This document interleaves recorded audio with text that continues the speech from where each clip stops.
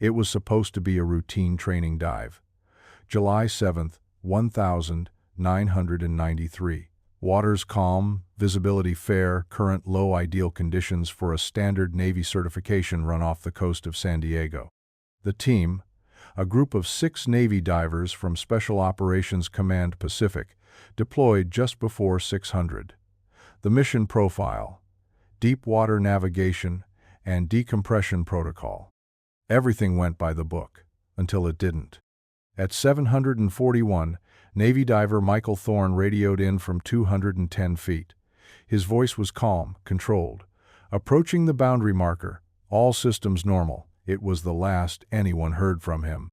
10 minutes later, his buddy signaled for surfacing. Michael didn't follow. Initial assumptions were technical failure, a blown valve, a line snag, maybe nitrogen narcosis. But Michael wasn't a rookie. He was the best diver on the team, with hundreds of logged hours and a spotless record. By 815, a search and recovery op was underway. Submersibles were deployed. Helicopters scanned the surface. No sign. The dive gear telemetry stopped transmitting entirely, almost as if the system had been cut. The official line came fast: presumed drowned. A tragic accident. A solemn ceremony was held on deck at sunset, a folded flag handed to his commanding officer. But the divers who had been there that day whispered a different story. One mentioned hearing something strange in the calm static, then a low, sustained tone. Another remembered Michael's last words weren't "all systems normal," but "they're not supposed to be here." That part was redacted from the logs. The next day, dive records were sealed. Families were told it was protocol. Michael Thorne had vanished in a controlled environment, during a standard dive, with backup systems and eyes on every movement. He didn't panic, he didn't drift, he disappeared. And nothing, not gear, not a glove, not even bubbles ever came back up. Declared lost at sea. Case closed. But 10 years later, someone would try to reopen it, only to find that Michael's file, his mission records, even his name in Navy databases, no longer existed. Before he became the Navy's ghost diver, Michael Thorne was just a kid from Charleston with seawater in his blood and a quiet fire behind his eyes. Born 1968, son of a shipyard mechanic and a school librarian, he enlisted at 18, straight out of high school, not because he had to, because he wanted to. He wasn't the loud one in the room. He was the one everyone watched, calm under pressure, the guy who always came back with the objective, no matter how bad it got. His instructors called him anchor-blooded. His peers called him unshakable. Michael moved through the ranks fast. Became one of the Navy's top saturation divers by 26.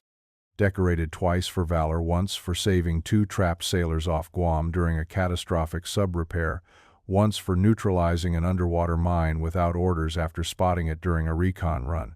But it wasn't just his skills that stood out. It was how people felt around him. Safe. Like as long as he was there, everything was going to be okay. He was set to be married that fall to Kate Langdon, a civilian engineer he'd met during a joint training op. They were 2 months from the wedding when he vanished. Kate described Michael as a man made of silence and gravity. He didn't talk much about the missions, but the week before the dive he seemed distant, not nervous, more distracted. She found him one night standing in the doorway, staring at nothing. When she asked what was wrong, he just said, "Some things are deeper than we're meant to go." His family still keeps his medals on the mantle, still talks about him in present tense. In his unit, his photo stayed pinned to the wall for years after they were told to take it down. His locker remained untouched, his dive logs unopened. Because Michael Thorne wasn't just another casualty. He was the kind of man who made others believe in the mission, and when he disappeared, something in the unit fractured. People don't just vanish in calm seas. Not without a trace, not someone like him. And no one, not the Navy, not his team, not the woman he loved, ever believed that was the real story. At 5:45 on the morning of July 7, 1993, the team assembled in a cramped conference room aboard the USS Crescent Bay, just off the coast of San Diego. 6 divers, 1 dive officer, and a technician from Naval Undersea Warfare Command. The whiteboard detailed a straightforward plan. Depth limit of 230 feet. 2-stage descent. Bottom time capped at 12 minutes. This was a routine check gear testing, seabed mapping, sonar calibration, nothing classified, nothing extraordinary. Michael Thorne sat near the back, arms crossed, eyes sharp. He asked 2 questions, one about pressure tolerances on the new depth gauges, the other about comm relay handoffs if the signal dipped below 200 feet. Standard stuff. He signed the dive log last. Weather was clear. Swells under 2 feet, visibility nearly 60 meters. Sonar checks came back clean, no anomalies. At 632, the team suited up. They entered the water in pairs. Thorne and Lieutenant Drew Skeller were last. For the first 8 minutes, everything played out perfectly. Divers confirmed buoy line, sonar pinged steady, and internal comms were crisp. Then, at 210 feet, Thorne reported that his depth gauge had frozen. His oxygen readout blinked twice, then stabilized. Lieutenant, Skeller confirmed visuals. Thorne's fine, moving forward. Then static, not sudden, but crawling. At 741, a final voice came through. Michael's. They're not supposed to be here. Silence. The comms officer rewound it 5 times. Everyone in that room heard the same thing. They're not supposed to be here. After that, no signal, no response. The official audio transcript lists inconclusive burst transmission, but multiple divers later admitted they heard the sentence, word for word. Thorne's depth monitor flatlined at 743. His camera feed, one of only 2 recording video, cut out exactly 2 seconds later. Skeller surfaced 4 minutes after. He was shaking, said nothing. The Navy immediately classified the dive file. 2 lines were removed from the transcript before it was archived. The first was Michael's final sentence. The second was a technician's response, whispered, thinking his mic was off. Jesus, not again. What exactly wasn't supposed to be there, and who else had been down there before? They searched for 2 weeks. Submersibles, Navy divers, civilian contractors. They swept 13 square nautical miles off the coast of San Diego, triangulating based on last known signal and Michael's depth telemetry. Sonar grids were mapped, currents analyzed. Every cave, trench, and slope was scanned. What they found was silence. At day 4, they recovered his secondary regulator detached, but intact. Day 6 brought up a dive knife wedged between 2 rocks. No blood, no signs of trauma, just gear. Then, the strangest find. His dive slate, floating halfway to the surface, buoyed by a trapped air bubble. A few quick sketches on it, arrows, a circle, and one word, lower. The rest had been rubbed away. Some said it was meaningless, others weren't so sure. By day 10, the search radius expanded to over 30 nautical miles, multiple vessels, drones, even deep-sea sonar buoys. Still, no sign of a body. On day 13, the Navy ended the operation. The report called it a tragic training loss, unrecoverable remains. The unit held a small memorial on deck. No flag, no family, just 6 men and a chaplain reading Psalm 69 over the water. Kate wasn't invited. She found out from a voicemail. Michael's parents were told everything that could be done was done. They never received his dive logs, never saw the recovered items. When they requested his effects, they were told the investigation was ongoing. It wasn't. Years later, an anonymous diver mailed Kate a photo of the dive knife, marked with Thorne's initials. It had been displayed at a closed Navy safety symposium, labeled simply, Incident 93A. To the world, he drowned. To those who knew him, it never made sense.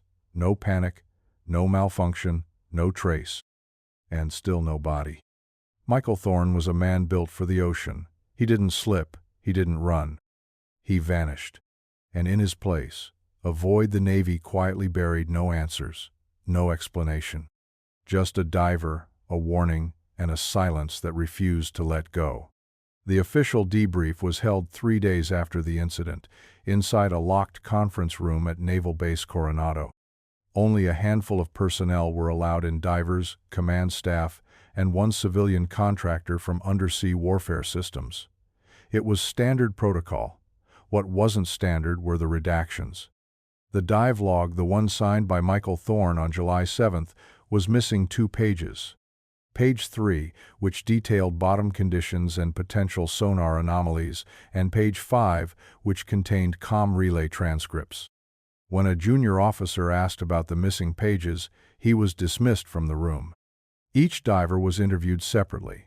All were placed under a strict non-disclosure agreement, the kind stamped with a classified clearance level well above their rank. Lieutenant Skeller, Michael's dive partner, left the base that night and never returned to the unit. His transfer orders were expedited. 3 weeks later, he was stationed in Iceland. The final incident report was released internally 5 days later. The cause of disappearance: equipment malfunction, presumed drowned. No mention of the static. No mention of the phrase, "they're not supposed to be here." Dive cameras from Michael's rig and the team's secondary feed were corrupted. File headers were blank. Footage lost. The technical reason given? Saltwater intrusion. But the cameras themselves were dry. What stood out most, though, was the absence of any conclusion. The report closed with one sentence: "No further action required at this time." One officer, a base medic who treated Lieutenant Skeller for stress trauma after surfacing, said off the record that Skeller repeated the phrase, "They saw us first," 3 times before falling asleep. That detail never made it into the report. In the weeks that followed, the Navy seemed eager to move on. Dive training resumed. Thorne's locker was cleared out, his name removed from the command roster. But inside the unit, there was a quiet unease. The guys who'd been down there knew something was off. Not just the silence, not just the glitching gear. The way the brass reacted, fast, cold, and airtight, was its own kind of message. Whatever happened at 210 feet wasn't an accident. It was something they were told not to look at. So they didn't. When the Navy called the Thorne residence in Charleston, it was a junior officer on the line. No admiral, no in-person visit. Just a clipped voice delivering the message. "We regret to inform you," presumed lost during a routine training operation. But Michael's father wasn't the kind of man to accept regret as an answer. Captain Raymond Thorne had served 28 years in the Navy, a surface warfare officer with clearance most never touched. He knew the structure, the silence, the way the system worked when it wanted something buried. From the first moment, things didn't add up. The dive gear wasn't returned. The autopsy, even a symbolic one, never happened. And when Raymond asked for the incident report, he was told it was pending review. Weeks passed, nothing came. He reached out to old colleagues, some still active, some deep in logistics, others in intel. Quiet calls, carefully worded emails. Every time the same tone came back: "Don't dig, Ray, let it go." But he didn't. He flew to Coronado, hoping to speak with the unit. Security denied him entry. When he asked for Lieutenant Skeller by name, the response was simple: "No such officer currently assigned." Raymond filed a FOIA request for Michael's service records. The answer: "No files found matching that individual." That's when he knew. This wasn't about a malfunction. This wasn't a tragic accident. Someone had made the decision to erase. Kate, still wearing her engagement ring, had received a condolence letter, generic, unsigned. It didn't even mention Michael by name. The final straw came in September. A retired friend in Naval Archives ran a name search for Raymond just to see if any transfer logs or court-martial flags had been issued post-incident. Nothing came up. Not even the date of death. As if Michael Thorne had never worn the uniform. As if he had never existed. Raymond stood on the back porch that night, staring at the harbor. Quiet. Angry. "My son didn't vanish," he said to Kate. "He was taken, and someone out there is scared of what he saw." He made one promise then. If the Navy wanted to forget Michael Thorne, he wouldn't let them. Kate found it in the back of the closet, tucked inside an old duffel bag she hadn't touched since the day she got the call. She wasn't looking for anything, just trying to make room, trying to move forward. But the moment her fingers brushed the worn leather cover, she stopped. Michael's handwriting. Slanted, precise, always in black ink. She sat on the floor for hours, flipping through the pages. It wasn't the kind of journal filled with dreams or secrets. It was structured mission notes, equipment specs, dive sketches, depth pressure conversions. The kind of thing Michael would write just for himself. But toward the end, something shifted. The last 5 pages weren't about gear, they were about doubt. June 29th. Test run was off. Sonar didn't match terrain.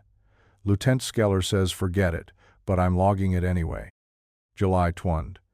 Briefing included personnel not on manifest. Civilian tech wearing no insignia. No one would tell me who he was. July 6th. Deep buoy shift. Something moved it. We don't have the equipment for that depth. Asked the commander, got told to stay in my lane. And then, the last entry. Written the night before the dive. No date, no heading, just one line. If anything happens to me, it wasn't an accident. Kate stared at it, her breath catching. It was Michael's handwriting. No doubt. She photocopied the page, took it to Naval Intelligence in D.C. They wouldn't accept it, said it was inadmissible, personal property. When she told Michael's father, he went quiet. Then he nodded. We need to find out what he saw. Kate didn't tell anyone else. She didn't need to. Because from that day forward, she wasn't just mourning. She was listening, watching, waiting for the cracks to show. The name surfaced 6 months later, in a declassified memo that wasn't supposed to be seen. Raymond had pulled in favors, old war buddies, contacts from his years at sea. One of them, a logistics officer stationed in Pearl Harbor, flagged an old requisition form, submersible sensors, high-sensitivity acoustic recorders, destination, San Diego, operation code, cold current. It was dated July 3rd, 1993. 4 days before the dive. Raymond asked around. Most had never heard of it. Those who had refused to speak, one simply hung up the phone. The operation didn't exist on paper, not officially, not in training records or mission logs. But buried deep in a budget ledger, there was a line item. Maritime Anomaly Response, West Coast Quadrant. And next to it, the words, Phase 2, July implementation. Kate remembered something Michael had said a week before he vanished. He came home late, distracted. When she pressed him, he said only, "They're testing something they won't explain, something new." She thought it meant equipment. Raymond thought otherwise. A retired commander he once served under gave him a final clue, passed quietly over a coffee shop table. A black folder, no cover, just one sheet inside. A sonar image, grayscale, blurry. Something massive, suspended deep beneath the seafloor shelf, motionless, unlabeled. The coordinates matched the July 7th dive site. Handwritten at the bottom, cold current, test failed. Whatever Michael saw down there, it wasn't part of the training. It was part of something the Navy had already tried to bury once. Now it was surfacing again. It started with a rumor, quiet, half-spoken, passed between the halls of Naval Hospital Balboa by those who knew better than to write anything down. That something had been recovered, not a body, not remains, just a fragment. A hand. No one saw it officially. There were no records. But a junior medical tech, recently discharged, told Raymond in confidence that in late July 1993, a small container arrived from Naval Special Warfare Command, sealed in red-tape biohazard packaging. Inside was a single, gloved human hand. The Navy ordered an immediate autopsy. But there's no file in the military pathology archives, no fingerprint report, no DNA tag. Only one slip survived a transport manifest, half-charred, found years later in a decommissioned storage unit. It read, "Specimen, partial left hand, possibly human." Source: Southern Dive, Sector 93, A. Destination: NSWC Lab Archive 12. Chain of custody: redacted. When Raymond submitted a formal request for the autopsy results, he received a form letter in return. No record located, request closed. But there was a name scribbled faintly on the back of the manifest: Dr. Elias Brandt. Brandt had worked for Naval Medical Research until 1994, then vanished from public record. No pension, no forwarding address. Raymond tracked him to a retirement facility in New Mexico. The man was skeletal, frail, barely spoke. But when Raymond mentioned Michael's name, Brandt's hand trembled. "I didn't ask where it came from," he whispered. "I just ran the tissue test." Raymond leaned closer. "What did you find?" Brandt looked him dead in the eye. "Cells shouldn't be like that. They weren't stable. Too degraded for how fresh it was. Almost like pressure cooked from the inside." Then he said something else. "The glove didn't match Navy issue." 2 days later, Brandt suffered a stroke, and Raymond lost the only living man who might have confirmed what they feared, that part of Michael had come back. But it was never meant to be seen. He didn't want to meet in person. Said it was safer this way. The message came through a burner account, scrambled location, no name, just, "I was there, I'll talk." Kate waited in the diner for over an hour before the payphone behind her rang. A voice, low and steady. "You don't know me, but I was in Michael's unit." She didn't interrupt. "He wasn't supposed to go that deep. We weren't trained for it. 230 was the limit. He dropped past 300. "Why?" she asked. "They saw something on sonar, thought it was a foreign sub. Brass told us to make visual, but that wasn't a sub." He paused, long enough for her to think he'd hung up. "It wasn't moving right. Didn't reflect sonar clean. It was cold. I don't know how to explain that. Like it was absorbing the signal instead of bouncing it back." "What did Michael say?" she asked. "He volunteered. Said he could get closer. He was the best we had. They let him go down. Fast descent. Too fast. I think that's what did it." "You mean pressure?" "No. I mean it saw him." Silence. "I shouldn't be calling," he muttered. "After it happened, we were debriefed. They told us it was a training accident, but no one believed that. We were told to shut up, sign papers, and forget it." "Why are you telling me now?" "Because I still see it. In dreams, the radar screen, the way it shimmered, like it knew we were watching." He started to hang up, then hesitated. "There's a guy, retired sonar tech. Says he's got the original recording from the dive. They wiped the files, but he kept a backup. Said the Navy paid him to erase the rest." Kate gripped the receiver. "What's his name?" The line clicked. Gone. She sat there, heart pounding, staring at the phone. Michael wasn't chasing shadows. He was sent after something real. And now, someone wanted that truth to disappear. The final statement came without warning.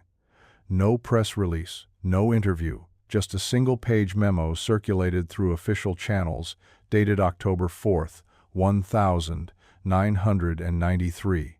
It read, "Following extensive investigation and full review of the July 7th incident, Naval Command has concluded that the disappearance of Petty Officer Michael Thorne was due to equipment malfunction during authorized training exercises. Case closed. No further investigation needed."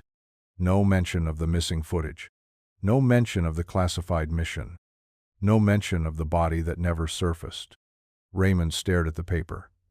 3 months of stonewalled requests, sealed files, and unanswered calls, and this was the end? He reached out to JAG. Filed a formal inquiry. It was rejected the next day, stamped with one word: closed. Kate contacted her congressional rep, sent the journal excerpt, copies of Michael's dive logs. Weeks passed. The response came in a generic envelope. "Due to the sensitive nature of this incident, further information cannot be provided at this time." The silence was deliberate, mechanical, institutional. As if the deeper they pushed, the harder the system resisted. Even inside the unit, things changed. Names on the roster were reshuffled. files archived. Two of the divers received sudden reassignments, one to the Arctic, the other to Guam. Neither responded to outreach. And then there was Lieutenant Skeller. Rumors swirled that he'd left the Navy entirely, that he was living off-grid somewhere near Juneau, that he refused to speak to anyone about July 7th. One report, unconfirmed, said he checked himself into a private psychiatric facility in 1995. The Navy's message was clear: stop digging. Raymond kept a copy of the memo pinned to his office wall, not as a closure, but as a reminder. Because no matter how final they tried to make it sound, he knew better. You don't close a case that never opened properly. You bury it. It arrived on a rainy Thursday in November. A plain, padded envelope, no return address. Postmarked from Seattle. Michael's brother, Daniel, opened it at the kitchen table expecting junk. Inside was a single item, an old black Maxell cassette. No label, just a yellow, sticky note. One word, printed in block letters: Liston. He dug out his dad's tape deck from the garage, plugged it in, pressed play. For the first 30 seconds, nothing but hiss, then faint static, then breathing. Shallow, labored, someone trying not to make noise. A minute in, the tape crackled violently, then a voice, warped, barely human. We found something. Silence. Then a second voice, further away, muffled, hard to make out. But Daniel played it again and again, and what he eventually heard chilled him. Not manned, it moved. The tape ended in a burst of feedback. No timestamp, no origin. Daniel called Raymond immediately. They listened together. Again. Raymond sent the audio to a sound engineer he trusted, a former Navy acoustics analyst. His report came back 2 days later. This wasn't recorded in open air. The breathing? That's through a regulator. The distortion? Saltwater mic. It was recorded underwater. There was only one problem. The cassette was dated 1998. 5 years after Michael disappeared, Raymond placed the tape in a lockbox. Not because he was scared of losing it, because he was scared someone might come looking for it. And now, there was no denying it. Someone out there was still watching. And whatever Michael had found down there, it wasn't finished. In early 2001, nearly 8 years after Michael vanished, a team of civilian divers led by marine exploration hobbyist Kyle Arnett decided to revisit the GPS coordinates tied to the original dive, the same location marked in Michael's logs and later tagged in the leaked sonar image Raymond had received. They weren't treasure hunters, they weren't Navy, just 4 experienced divers with deep water certification and a stubborn curiosity. They launched from a rented boat under the guise of reef photography. No permits, no contact with Naval Command. They wanted to see what was there without interference. Visibility that day was low, currents stronger than forecasted. But at 243 feet, one of the divers, Marcus Beal, spotted something metallic beneath a bed of silt and soft coral. At first, it looked like a shipping container. But the closer they got, the stranger it became. It wasn't rusted, not like it should have been. The steel was dark, ribbed, and seamless in parts. No serial numbers, no bolts, no weld lines. The coral growth was unnatural, almost like it had grown around something warm. Beal tapped it with his dive knife. The sound echoed, hollow. They circled it for 20 minutes, filmed it from multiple angles. The object spanned at least 30 feet, partially embedded in the seabed, shaped more like a finned capsule than any man-made crate. Arnett surfaced first, shaken. "It's not wreckage," he said. "It's placed." Later that night, they reviewed the footage, slow pans, a flashing dive light skimming across the surface, and in one shot, briefly, the edge of what looked like a hatch. The footage was shaky, but it was there. Arnett didn't want to sit on it. He decided to post it. The world needed to see. The photos went live on a quiet Sunday evening. Arnett uploaded 3 stills and a short 15-second clip to a diving forum under an alias, Deep Echo 22. The caption was simple.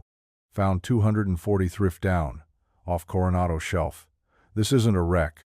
For the first few hours, traffic was minimal. A few comments, a handful of views. Then everything changed. At 2:41 a.m., the post vanished, not taken down by Arnett, removed. When he logged in, his account was banned, his IP address blacklisted. Beale's phone, the one he used to take backup photos, bricked the next morning, wouldn't turn on. An email arrived in Arnett's inbox the following afternoon. No subject line, no sender, just a message. You were not authorized to access or disclose these materials. Do not attempt again. That night, his apartment was broken into. Nothing stolen, just drawers open, memory cards gone. Raymond heard about it from a contact inside the forum's moderation team. A burner account had flagged the post within 6 minutes of it going live using credentials linked to a military contractor. The footage existed, the images were real, and someone had been watching that coordinate for years, waiting for someone to go back, and making sure that when they did, the rest of the world never saw what they found. Do you like this personality? His name was Petty Officer Darren Kells. He was quiet, sharp, and had kept his mouth shut for nearly a decade. He'd been on the USS Crescent Bay the day Michael Thorne vanished, one of the few who knew what the sonar picked up before the descent. For years, he stayed low. Changed duty stations, left the Navy in '99, moved to Flagstaff, Arizona. No interviews, no speculation, just disappeared into civilian life like the Navy wanted. Until a freelance journalist named Mia Lorenz tracked him down in the spring of 2003. She was working on a long-form piece about Cold War-era sonar anomalies, and Michael's name had come up in her research. Kells refused to meet at first, but something changed. Maybe the weight of silence, maybe guilt. He finally agreed to talk on the record. They met at a diner outside Phoenix. Over coffee and eggs, Kells said just enough. That something was down there, that Michael saw it, that command knew. Mia took notes. He said he had files, documents he'd copied before discharge. He promised to email them once he found them in his storage unit. She never heard from him again. 3 days later, Kells was gone. No calls, no texts. His car was found parked at a trailhead in Coconino National Forest, doors locked, keys still inside. Search teams combed the area for a week. No signs of struggle, no note, no footprints leading into the woods, just vanished. The official story, voluntary disappearance, no foul play suspected. But Mia didn't buy it. Neither did Raymond. Especially when she checked Kells' military record a week later. His file was gone, not sealed, gone. No record of his enlistment, no deployments, no mention of USS Crescent Bay. Like he'd never worn the uniform. Just like Michael. It started with a FOIA request, routine. Kate had filed it every year since Michael vanished. One last attempt to obtain his service record, his dive logs, anything that could offer closure. But this time, the response was different. No records located for individual requested, no service history exists under that name. She read the letter 3 times, called the office. The voice on the other end sounded tired. We double-checked, nothing came up. It's like he never enlisted. Kate froze. Michael had served for nearly a decade.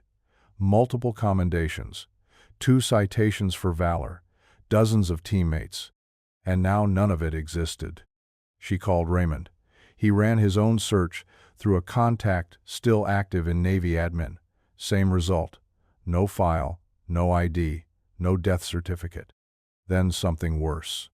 Raymond checked the archived rosters from USS Crescent Bay for July 1993. The manifest had 42 names. Michael's wasn't one of them. In a panic, he pulled an old copy he'd kept from 1994 printed, dog-eared. Michael's name was there, 5th on the list. But the current digital archive didn't match. Sometime between 1994 and 2003, the data had been scrubbed. Not redacted, erased. They searched deeper. Naval commendation lists, Veterans Affairs Registry, DoD enlistment records, all gone. Even the memorial plaque that had once hung in the Crescent Bay's officer hall, the one Kate had photographed during a visit in '95, had been replaced. New design, fewer names. His wasn't there. The man who'd served his country with honor, who died in uniform, who gave everything, officially, had never existed. Raymond stared at the screen, jaw tight. "This isn't just cover-up," he said. "This is deletion, and it's bigger than just Michael. Because if they could erase him 10 years later, what else had they buried? And who was next?"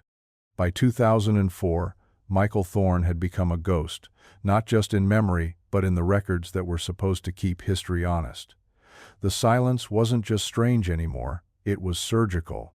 Mia Lorenz, the same journalist who had spoken to Kells days before he vanished, decided to escalate. She filed a Freedom of Information Act request for Michael's full service file, including unit assignments, dive logs, and internal memos from July 1993. She got a response 3 weeks later. No records matched this subject. Not redacted, not withheld under national security. No records. She followed up with a second request, this time using Raymond's original hard copy service number for Michael. Same result. Kate tried too. She filed through a separate channel, listing Michael's commendations and enlistment date. Her letter came back marked, "Unidentifiable subject." That phrase stuck with her. Unidentifiable. As if his very existence couldn't be verified. Other journalists took an interest. A podcast researcher requested data from Naval Operations Archives. A defense correspondent asked for deployment rosters from USS Crescent Bay. A documentarian dug into Cold Current, requesting anything linked to West Coast sonar activity in the summer of '93. They all received the same 3 words. No, records, match. One request came back with a handwritten note scrawled across the denial slip. "Try again, and this becomes classified." Someone had built a firewall around this event. And it wasn't just about Michael. Every diver who served with him had been reassigned, retired, or like Kelzarist. Even casual mentions of Operation Cold Current triggered red flags in FOIA databases. That's when it became clear. This wasn't a forgotten chapter. This was a deleted one. And whoever was behind it, they had the power to rewrite history. He went by the name Orion. No last name, no location. Just an encrypted email sent to Mia's burner inbox with one line in the subject, "They're not just erasing people." Mia responded, cautious. He wrote back almost instantly. He claimed to be a former Navy archivist, stationed at the National Records Center between 1995 and 2002. His job had been to process service files flagged for long-term storage. But over time, he noticed something strange. Boxes would arrive sealed. Files marked, "Sensitive, do not digitize." Others would disappear mid-processing, sometimes before they were logged. He remembered one vividly. Michael Thorne. It arrived in a bundle of 12 flagged FileSol tied to underwater operations, all from the early '90s. But the contents weren't normal. No enlistment paperwork, no disciplinary record. Just 3 things. A blacked-out mission brief, an unreadable sonar printout, and a single post-it note stuck to the inside cover. Cold Current, Phase 1, incomplete. Begin sanitization. Orion asked his supervisor about it. The man didn't answer. Just looked him in the eye and said, "Don't ask questions. Just log it as destroyed." He didn't. He made copies and kept them. Now, years later, he was ready to talk. Cold Current wasn't training, he wrote. It was a retrieval, but they didn't expect what they found. Mia asked what was retrieved. The next reply came 3 days later. No greeting, no sign-off, just a single line. It wasn't from here. Then he disappeared. The account was deleted. And once again, the trail went cold. But the message was clear. Michael wasn't just erased. He was part of something someone had buried far beneath the waves, something they were still trying to keep from surfacing. It arrived in an unmarked envelope. No postage. Just left on the hood of Raymond's truck one night in March 2005, outside a hardware store in Charleston. The folder was black, matte, no labels. Inside were 6 pages, all stamped with a red header, confidential, eyes only. The first page bore a project name Raymond had never seen before, Poseidon Echo. There were no dates, no commanding officers listed, no insignia to trace it back to a specific branch. But the language was unmistakably military, technical, coded. Mission profile: capture and assess deep-sea harmonic anomalies detected at coordinates, redacted. Initial signal identified during saturation dive OP cold current. Anomaly persists at approx. 240-265 ft, fluctuating. Unknown origin. Non-random harmonic signature. Recommendation: full acoustic containment. Phase 2 cancelled. Subject contact protocol breached. Beneath it, a blurred grayscale image. It looked like sonar, but not of the seafloor. It showed a shape, oval, impossibly large, resting beneath a geological shelf. No propellers, no heat signature. One notation stood out: stationary but pulsing. The folder included no mention of Michael, but the dive coordinates matched exactly with the site of his disappearance. Kate stared at the pages for hours. Poseidon Echo wasn't just about a failed mission. It was about something the Navy found and then lost control of. One line in the final report said it all. Do not pursue, do not transmit, interference recorded, containment unsuccessful. Raymond scanned the folder, sent it to Mia, and locked the originals in a safety deposit box. He knew what this meant. Cold current wasn't the beginning. It was the result of something deeper. And now the silence made sense. Because whatever they'd heard in those waters in 1993, whatever they'd disturbed, wasn't gone. It was waiting. The audio file came from a contact in Monterey Bay, a marine acoustician who had once worked on Navy sonar calibration systems. He owed Raymond a favor. He called it the strangest clip we ever archived, and the one we were told never to play twice. The file, labeled SEA 1000-99377, THR, had no metadata, no operator name, just a timestamp, 7:41 a.m., the exact minute Michael Thorne vanished. The first 10 seconds were unremarkable: sonar pings, return echoes, low-frequency ocean hum. Then it hit. A harmonic tone, deep, sustained, unnatural. Not a wail, not geological.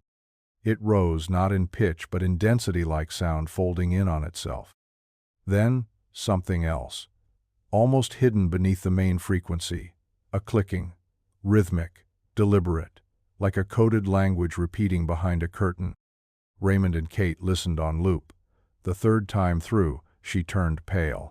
"There's breathing," she said. It was faint, filtered through what sounded like a regulator.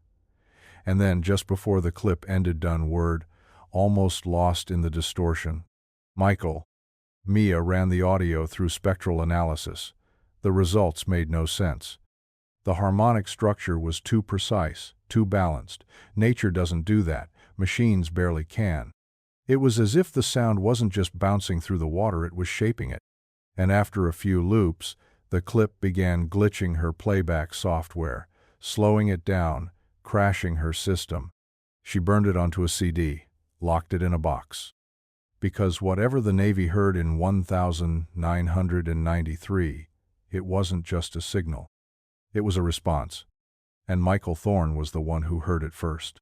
The sound clip made its way to a circle of independent marine scientists in late 2005. Mia had sent it anonymously to 3 acoustics labs sewn in Norway, 1 in Australia, and 1 closer to home in Woods Hole, Massachusetts. She didn't include context. Just a single sentence in the email: "Analyze this and tell me what you hear." Within 2 weeks, each lab returned a version of the same response. No matches in existing marine life databases. No geological signatures. No record of military sonar arrays producing anything remotely similar. Dr. Yara Lehman, a marine biologist with decades of deep-sea recording experience, was the first to go public quietly. in an obscure academic forum that specialized in anomalous underwater phenomena. Her post was simple. This is not natural. It's not a whale. It's not volcanic. It's not artificial. If this is real, then we are listening to something alive. She highlighted the harmonics, the rise and fall of tones that mimicked echolocation but went beyond it. She noted the rhythmic clicks underneath, likening them to pulse signatures found in cuttlefish and electric eels, only magnified by scale and frequency. Then she made a comparison that chilled Mia to her core. It sounds like a language, not in syntax but in intention. It's not communicating to us. It's communicating through us. Other scientists dismissed it, said the sample was tampered with or corrupted, that no organism could emit energy across multiple harmonic frequencies like that. But one man didn't dismiss it. Dr. Anand Kishore, a physicist studying pressure harmonics in deep-sea trench zones, said the frequency reminded him of something he'd once picked up near the Mariana Trench. That recording, he said, had been seized by a government contractor within hours of capture. He'd never heard it again. Until now. And this time, it was tied to a name. Michael Thorne. His name was Rear Admiral Silas Brookhart, retired. 78, cancer eating his lungs, body withered by years of secrets and silence. Raymond got the meeting through a former colleague, a chaplain who once served on Brookhart's carrier group. The Admiral agreed to meet only once, off the record, no recordings. They met in a quiet hospice room outside Pensacola. Silas looked tired, but his eyes hadn't dimmed. Raymond didn't waste time. He laid the folder down, the sonar images, the leaked Poseidon Echo document, the audio waveform from SEA 1993-77 THR. The Admiral didn't flinch. Instead, he said, "I warned them. Years before Cold Current, we'd picked up signals off the Reykjanes Ridge. Similar frequency, nearly identical structure. Navy told us to monitor, not engage." Raymond leaned in. "What was it?" Silas looked out the window. "We don't know what it was, but we were told what it wasn't. Not geological, not mechanical, and definitely not ours." He paused, wheezing, then added something else. "We were warned to stay out of those depths, not by science, by doctrine. Someone high up classified all anomalous subaquatic signals above 180 decibels under the same heading." Raymond raised an eyebrow. "Which was?" Silas looked him straight in the eye. "Active unknowns." He went on. Told Raymond that Poseidon Echo wasn't the Navy's first encounter or even its first mistake. Just the one that breached. The one where a diver got too close, made contact or worse, triggered a reaction. "Michael Thorne?" Silas asked, already knowing the answer. "I read the name once, then never again. Not even in sealed briefings. That's how you know." Raymond asked him one final question. "What did they find down there?" Silas closed his eyes. "Not a thing, not a creature, not a weapon. They found awareness, something that's always been there, listening, and now, maybe, waiting." By the time Raymond left the room, the Admiral had already fallen asleep. He would die 4 days later. But his final warning stayed etched in Raymond's mind. They weren't supposed to go that deep. And now, something was watching from below. For years, it was called a routine training dive, a saturation exercise, basic certification. But the deeper Kate, Raymond, and Mia pushed, the less that explanation held weight. Too many loose ends, too many locked files, too many missing names. Then, a theory emerged pieced together from fragments of classified memos, whistleblower leaks, and conversations cut short. The dive wasn't just training. It was a scouting op. Poseidon Echo hadn't begun after Michael disappeared. It had started before. The documents hinted at it. The sonar patterns, the reallocated budget lines, the civilian contractors flown in under vague labels like oceanographic consulting. None of it tracked for standard Navy protocol. Michael and his team weren't being tested. They were being used. To get close, to record, to confirm what radar couldn't. Mia found a logistics manifest that mentioned a retrieval package, Class 3, assigned to the USS Crescent Bay the week of the dive. But there was no inventory listed, no shipment confirmation. When Raymond pressed one of his contacts on what a Class 3 package meant, the man didn't hesitate. Non-human materials, biological or otherwise. You don't assign Class 3 unless you expect contact. So what if Michael hadn't just stumbled onto something? What if he'd been sent toward it? The sonar tech who analyzed the 7:41 a.m. file said something strange during a follow-up. The signal spikes in a specific direction, as if it was responding to someone getting closer. That someone was Michael. And what came next? This disappearance, the equipment failure, the garbled final message might not have been an accident at all. It might have been a trigger. Because if the Navy had known what was down there, if Poseidon Echo was an intentional test site, then Michael Thorne wasn't a casualty. He was a sacrifice. When someone dies in the military, their memory is preserved in ritual names etched in stone, medals presented to next of kin, records stored forever. Even those lost at sea are listed, honored, remembered. But not Michael. No funeral, no official obituary, no burial at Arlington. His name wiped from every system, his service stripped from history, his dive logs missing, the men who served with him gone, reassigned or silent. And the question that haunted every, especially Kate, was why? Why erase a man who gave everything? Theories circled. Some said it was shame. The Navy couldn't admit they lost a diver on a classified op that never should have happened. Others believed it was liability. If Poseidon Echo had gone wrong, removing all trace of the mission meant removing the risk. But the most chilling theory? That Michael saw something he wasn't supposed to. And the only way to stop that truth from spreading was to erase the messenger. A DC insider told Mia something cryptic during an off-the-record chat. You're thinking of this as a cover-up. You need to think bigger. This wasn't about hiding a body. This was about containing a signal. When she pressed him, he stood up, dropped a napkin on the table. 4 words scribbled in shaky ink. Signal, witness, containment, silence. To Kate, it wasn't just bureaucracy. It was personal. Michael wasn't missing, he was erased. And that kind of erasure doesn't happen because someone was lost. It happens when someone is found. And whoever or whatever found him down there didn't let go. It came without a warning, a simple white envelope tucked into a stack of junk mail at Kate's apartment, no return address. Postmarked from Arlington, Virginia. At first she thought it was some sort of mistake. Then she saw his name, Michael A. Thorne, typed in the upper left corner of the letter inside. The date? July 9, 2003. 10 years after he vanished. The document was stamped and signed. It looked official. Navy header, proper formatting. Language that only someone deep in the system could replicate.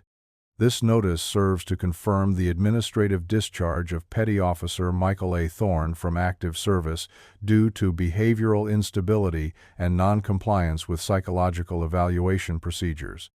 Classification: unfit for duty. Kate stared at it, her hands trembling. Discharged. In 2003? She flipped to the second page. No mention of the dive, no explanation of the decade-long gap. Just lines about erratic behavior, refusal to cooperate with command, failure to complete reintegration assessments. Reintegration. She called Raymond immediately. He didn't speak for a full minute after she read it aloud. That's not a mistake, he finally said. That's intentional. The letter implied Michael hadn't died, that he had been alive somewhere up until 2003, long enough for someone to evaluate him, long enough for someone to decide he was dangerous, then scrub him again. Kate went to the local VA office the next morning. The clerk scanned the document, checked his system. There's no file for this discharge, he said, frowning. Honestly, ma'am, this looks real, but it's not in our system. It shouldn't exist. She left with the letter clutched tight in her hand. Later that night, she looked at the last line again. Subject released to civilian oversight. Location: Redacted.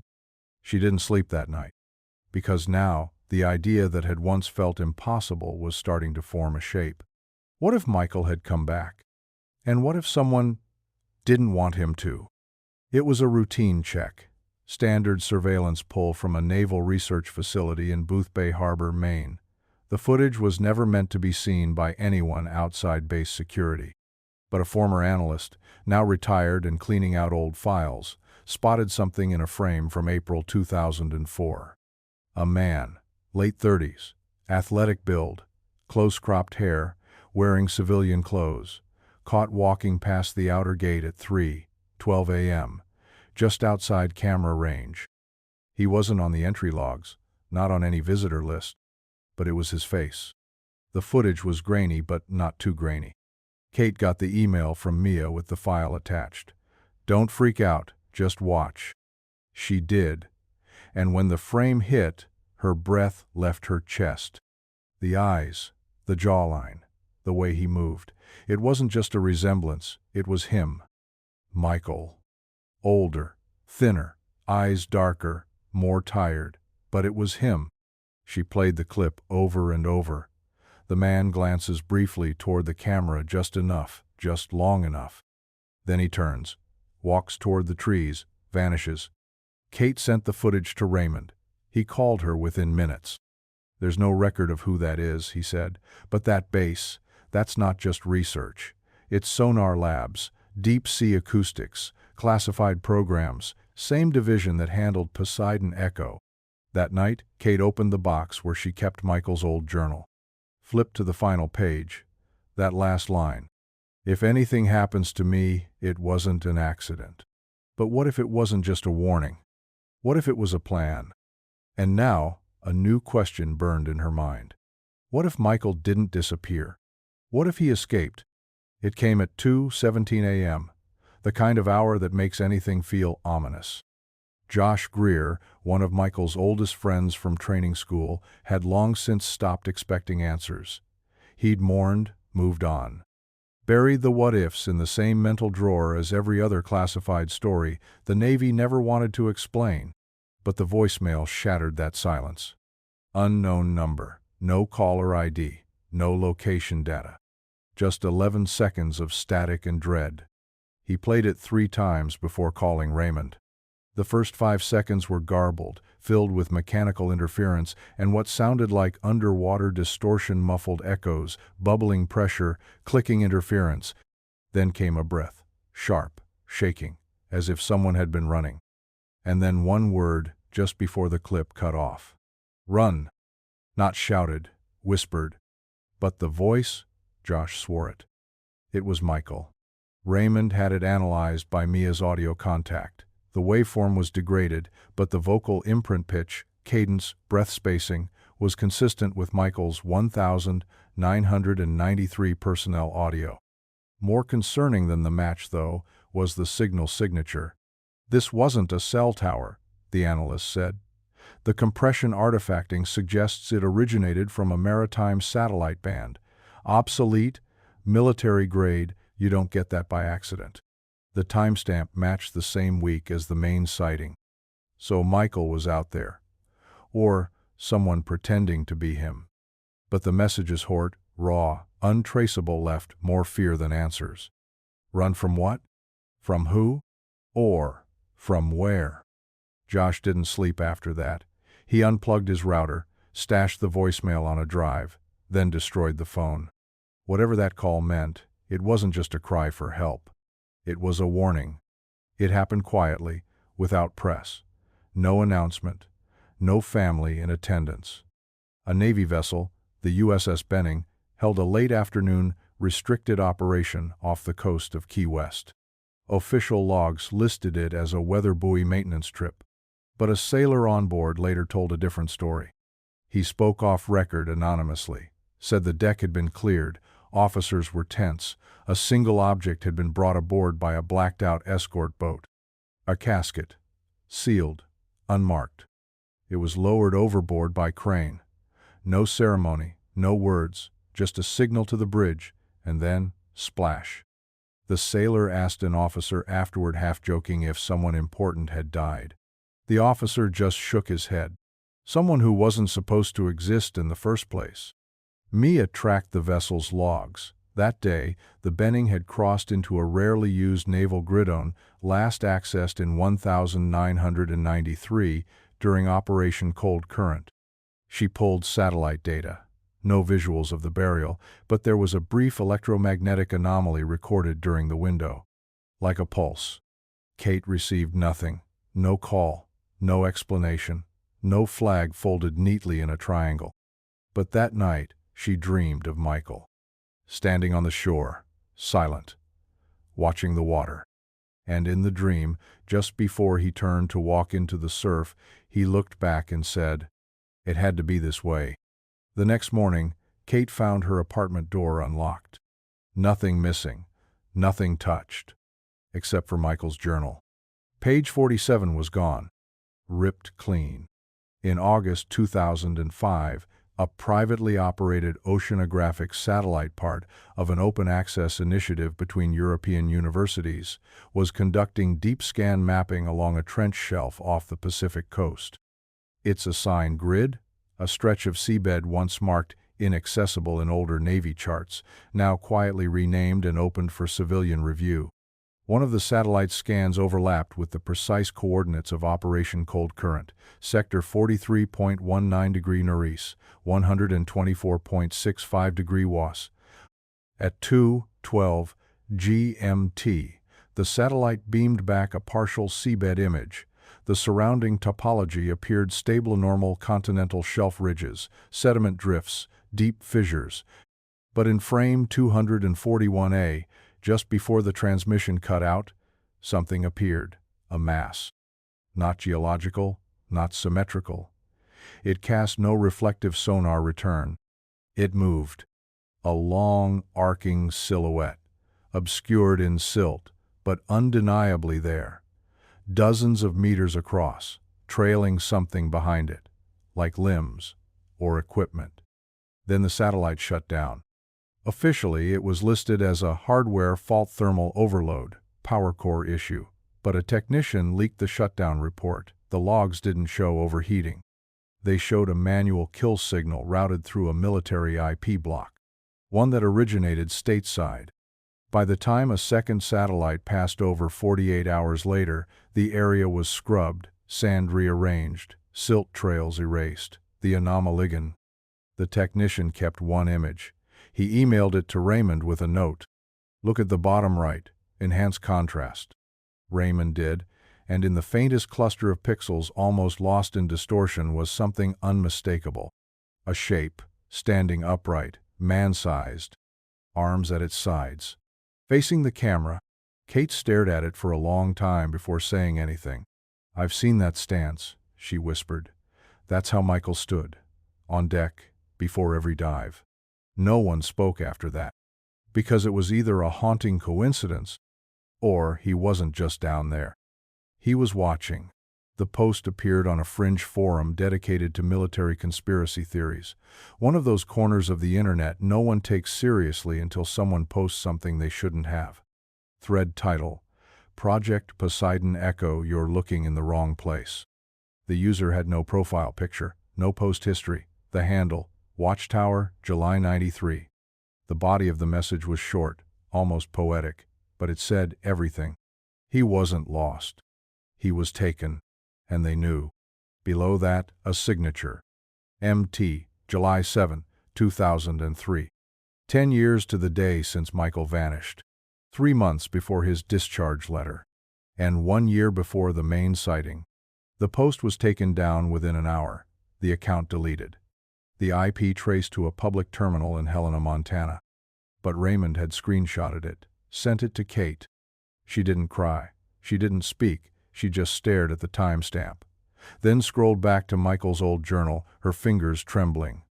There was a quote he always used to write at the bottom of training notes, from a Navy diving manual. "The deeper you go, the darker it gets." Only now, Kate understood what he meant. Not just water. Not just pressure. Truth.